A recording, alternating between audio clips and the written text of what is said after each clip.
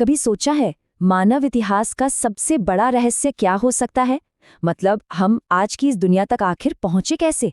जरा सोचिए, हजारों लाखों साल तक हमारे पूर्वज शिकारी थे, खानाबदोश थे, और फिर अचानक से कुछ ही हजार सालों के अंदर उन्होंने शहर बसाने शुरू कर दिए, सरकारें बना ली, बड़े बड़े साम्राज्य खड़े कर दिए। ये सब हुआ कैसे? चलिए आज इसी पहेली को सुलझाने की कोशिश करते हैं। पता है, इतिहासकार भी इस बात से हैरान है। जैसा कि एक बहुत बड़े विचारक ने कहा था, अक्सर ऐसा लगता है जैसे सभ्यता अचानक प्रकट हो जाती है। इसका मतलब समझ रहे हैं? ये धीरे धीरे आराम से विकसित नहीं हुई, ये किसी धुन से निकल कर नहीं आई, बल्कि एक जोरदार धमाके के साथ इतिहास के पन्ने पर छा गई। जरा इस टाइमलाइन पर नजर डालिए। लाखों साल तक इंसान छोटे छोटे झुंड में जी रहे थे, सब कुछ शांत था, और फिर अचानक बूम! लगभग 4000 ईसा पूर्व के आसपास सुमेर और मिस्र में सभ्यताएं उगाईं। उसके कुछ ही समय बाद सिंधु घाटी और पूर्वी एशिया में भी यही हुआ, और फिर अमेरिका में एक लंबी खामोशी के बाद ये एक के बाद एक धमाकों जैसा था। तो असली सवाल यही उठता है, वो क्या चिंगारी थी जिसने इस आग को भड़काया? वो कौन सी सीक्रेट रेसिपी थी जिसने इस अचानक छलांग को मुमकिन कर दिया? आज हम इसी की पड़ताल करने वाले हैं। तो चलिए इस रहस्य की पहली परत को खोलते हैं और समझने की कोशिश करते हैं कि ये अचानक हुई तरक्की आखिर थी क्या।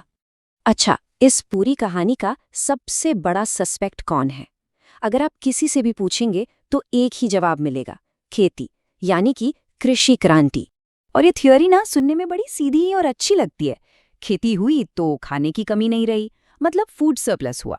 इस सरप्लस की वजह से लोगों ने एक जगह बसना शुरू किया, गांव बने, फिर शहर बने, और बस जटिल समाज तैयार हो गया। केस सॉल्व है ना? शायद नहीं। जब हम थोड़ा और गहराई में झांकते हैं तो ये कहानी उतनी सीधी साधी लगती नहीं। क्या सच में शिकार छोड़कर खेती करना एक ऑब्वियस अपग्रेड था? जरा इन दोनों की जिंदगी की तुलना करके देखते हैं। एक तरफ थे शिकारी संग्राहक, दिन में बस कुछ घंटे काम, खाने में तरह तरह की पौष्टिक चीजें और बीमारियां भी कम। वहीं दूसरी तरफ थे किसान, दिन भर धूप में हाड़ तोड़ मेहनत, खाने में एक ही तरह का अनाज जो उतना पौष्टिक भी नहीं, और ऊपर से हमेशा अकाल और महामारी का खतरा मंडराता रहता था। एक कृषि वैज्ञानी ने इस पूरी पहेली को एक सवाल में समेट दिया। उन्होंने पूछा, कम पौष्टिक भोजन और एक अनिश्चित आपूर्ति के लिए आखिर कोई ज्यादा मेहनत क्यों करेगा? सवाल तो एकदम सही है। अगर जिंदगी आसान होने के बजाय और मुश्किल हो रही थी, तो फिर इंसानों ने ये रास्ता चुना ही क्यों? इसमें कोई लॉजिक तो नजर नहीं आता। तो हमारी जांच का पहला नतीजा ये निकलता है कि हमारा जो मेन सस्पेक्ट है, यानी खेती, उसके पास कोई सीधा जवाब नहीं है। ये वो आसान सी वजह नहीं है जो हम हमेशा से मानते आए हैं। तो अगर अकेली खेती ही इसका जवाब नहीं है, तो हमें अपनी जांच का दायरा थोड़ा बढ़ाना होगा। हमें सभ्यता बनाने वाले दूसरे जरूरी हिस्सों यानी घटकों पर भी गौर करना होगा। देखिए, कोई भी सभ्यता किसी एक चीज से नहीं बनती। ये कई सारी चीजों का एक मिश्रण होती है। कह सकते हैं विचारों का एक घालमेल, जहां बहुत से अलग अलग हिस्से एक साथ मिलकर कुछ बिल्कुल नया बना देते हैं। इसे एक रेसिपी की तरह समझिए। तो इस रेसिपी में क्या क्या था? सबसे पहले फूड सरप्लस, जिससे व्यापार और नए नए काम शुरू हुए। फिर बढ़ती आबादी का दबाव, जिससे लोगों को संगठित होने के नए तरीके खोजने पड़े।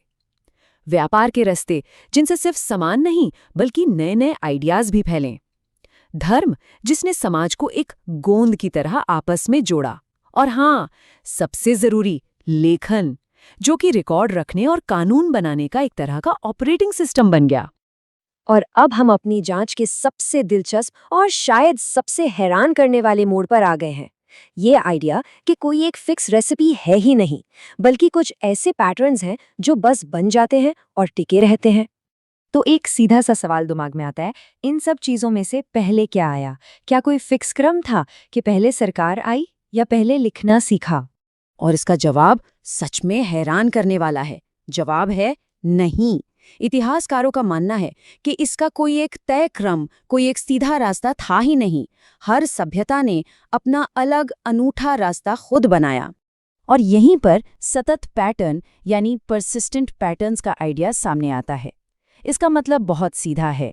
कोई सभ्यता अपनी शुरुआत में जो रास्ता चुन लेती है या जिन आदतों को अपना लेती है, वो आदतें सदियों तक, जी हाँ, सदियों तक कायम रहती हैं। ये एक तरह का कल्चरल फिल्टर बन जाता है, जो हर नई चीज को अपने ही रंग में ढाल लेता है। अब यह आइडिया थोड़ा मुश्किल लग सकता है, तो चलिए इसे समझने के लिए एक बहुत ही आसान और मॉडर्न उदाहरण लेते हैं। हमारे कंप्यूटर या फोन का QWERTY कीबोर्ड। पता है, QWERTY लेआउट को जानबूझकर टाइपिंग धीमी करने के लिए बनाया गया था, ताकि पुराने टाइपराइटर के बटन आपस में फंस ना जाएं। आज की तारीख में इससे कई बेहतर और तेज लेआउट मौजूद हैं, लेकिन क्योंकि QWERTY पैटर्न एक बार सेट हो गया, तो वो आज तक चल रहा है। हम सब आज भी वही इस्तेमाल कर रहे हैं, जबकि उसकी असली वजह कब की खत्म हो चुकी है।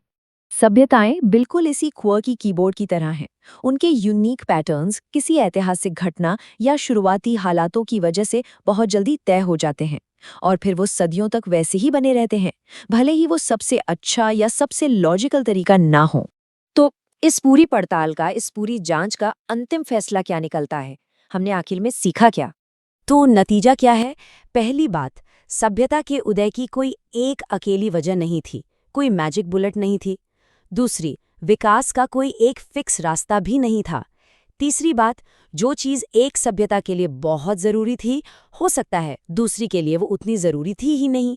और सबसे बड़ी बात, एक बार कोई शुरुआती पैटर्न सेट हो गया तो उसे बदलना लगभग नामुमकिन हो जाता है।